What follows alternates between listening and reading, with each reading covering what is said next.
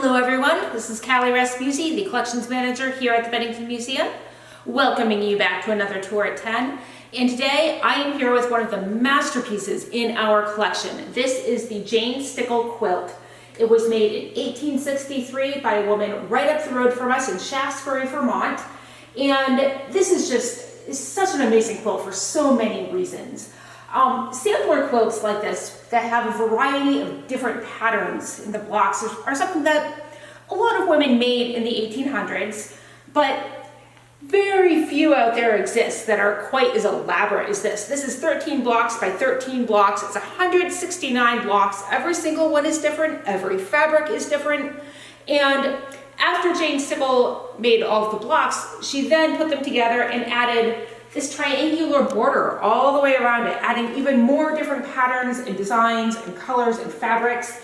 And then she added a scallop border all the way around the edge, which is also something really unusual in quilts. And there's more. She then went and added these extra designs in each of the four corners. Each is also different.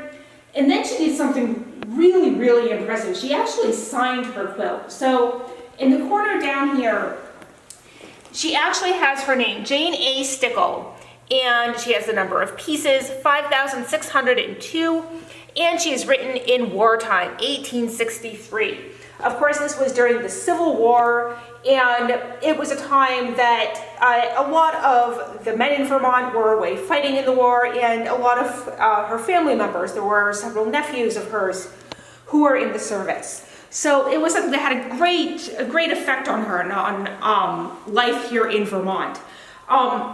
This quilt in particular is something that is world renowned, and people come from all over the world to Bennington to see this quilt when we put it on view. We get visitors from Japan, from Holland, from England, from everywhere who come to see this wonderful quilt that we have here in the Bennington Museum. So there are a lot of really interesting little things about it. So not only does it have all of these wonderful designs, but they're in a pattern, which you notice if you look at it a little bit longer. So the middle block here is green, and then it's surrounded by yellow, and then this brown, and then red, and then pink. And some of the colors have probably shifted a little bit over the years. A lot of these browns might have been purple to begin with.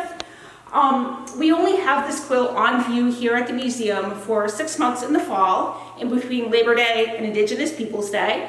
And even though it has such an amazing worldwide following, it's something that can't be on display all the time because light and pollutants in the air are very bad for textiles. And since this is in such wonderful condition, we want it to stay in good condition and to keep the colors bright and wonderful in the future too.